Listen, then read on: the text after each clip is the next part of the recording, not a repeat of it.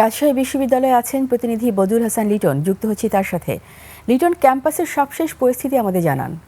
হ্যাঁ, রিতা যেমনটি বলছিলেন যে রাজশাহী বিশ্ববিদ্যালয়ে কিন্তু আম, শিক্ষক শিক্ষক কর্মকর্তা কর্মচারীরা দিনভর কর্মবিরতি পালন করেছেন। তারা কিন্তু কর্মস্থলে যোগ দেয়নি। তাদের কর্মবিরতি কিন্তু প্রায় অচল ছিল রাজশাহী বিশ্ববিদ্যালয়ে। আমরা কিছুক্ষণ আগে জানতে পেরেছি যে রাজশাহী বিশ্ববিদ্যালয়ের যে উদ্ভূত পরিস্থিতি, এই পরিস্থিতি নিয়ে সিন্ডিকেটের সভা আহ্বান করা হয়েছিল। সেটি বিকাল 4টার পরে শুরু হয় এবং কিছুক্ষণ আগে যেটি জানতে পেরেছি যে 5টা দিকে সেই সিন্ডিকেট সভা শেষ হয়েছে। হয়তো কিছুক্ষণ পরে এ নিয়ে আমাদের ব্রিফিং করতে পারে, এরকম আমাদেরকে জানানো হয়েছে। মূলত যে সামনে যে রাকসু নির্বাচন, এই নির্বাচনের আগে এই পরিস্থিতিটাকে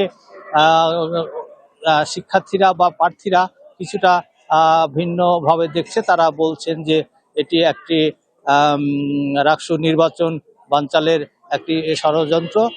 আমার সঙ্গে আছেন একজন প্রার্থী, তিনি সিনেট প্রার্থী। আমি তার কাছে একটু শুনতে চাই যে আসলে তারা এই নির্বাচন নিয়ে কি ভাবছেন, এবং তিনি কিন্তু আন্দোলনকারীদের মধ্যেও একজন। ধন্যবাদ।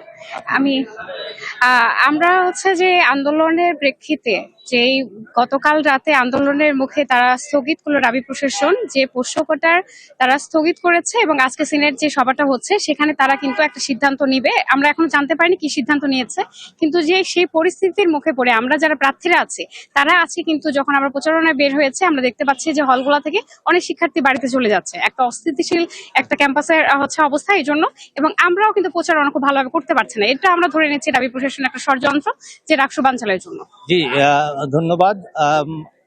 আপনারা শুনলেন যে এখন সবাই সিন্ডিকেটের সিদ্ধান্তের অপেক্ষায় আছে। তারা কি সিদ্ধান্ত দেয়, তারপরে নতুন করে হয়তো আরো কর্মসূচি আসতে পারে, শিক্ষার্থীদের পক্ষ থেকেও আসতে পারে বা শিক্ষক কর্মকর্তা কর্মচারীদের পক্ষ থেকেও আসতে পারে। এই ছিল রাজশাহী বিশ্ববিদ্যালয়ের সর্বশেষ পরিস্থিতি।